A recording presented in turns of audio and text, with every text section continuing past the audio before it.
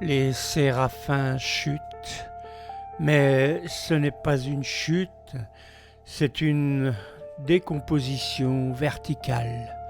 Leurs ailes ne battent plus, elles pendent, molles, comme si le ciel les avait recrachées. Le royaume éternel n'était pas leur maison, c'était une erreur prolongée.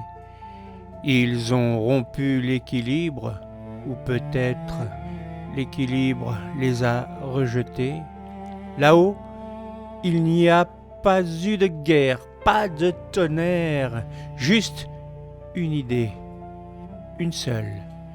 Et elle a suffi. Une fissure dans l'évidence, un doute minuscule, et tout a pourri. Au nom de Dieu, le nom brûle encore, mais plus pour purifier, il infecte. Les êtres célestes ne crient pas, ils ne se débattent pas, ils comprennent. C'est pire. Le noir ne les enveloppe pas, il les traverse. Les séraphins accélèrent, non pas vers le bas, mais hors de tout.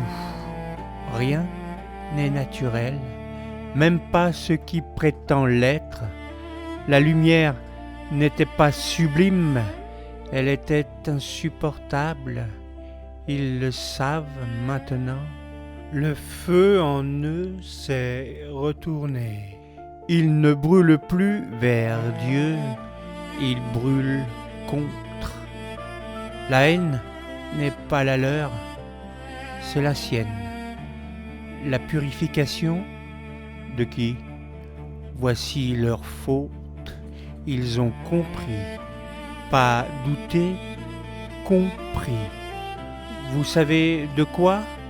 Moi, je fais semblant de ne pas comprendre. Les séraphins plongent, mais rien ne les attend. Pas de sol, pas d'abîme, juste une disparition qui continue. La toute-puissance n'a pas frappé, elle a laissé faire. C'est plus propre. Ils sont privés non pas de leur éternité, mais de sa justification. Ils chutent, mais il n'y a plus de haut, plus de bas, seulement une perte sans fin. La majesté parfaite n'était qu'un angle de vue, la louange des anges était une habitude. Il en va des cieux comme ici-bas. On répète jusqu'à y croire. Ils ne sont pas bannis, ils ont été vus et cela suffit. Ils ne reviendront pas parce qu'ils ne peuvent plus, parce qu'il n'y a plus où revenir. Et le pire, c'est que quelque chose en eux continue de tomber en nous.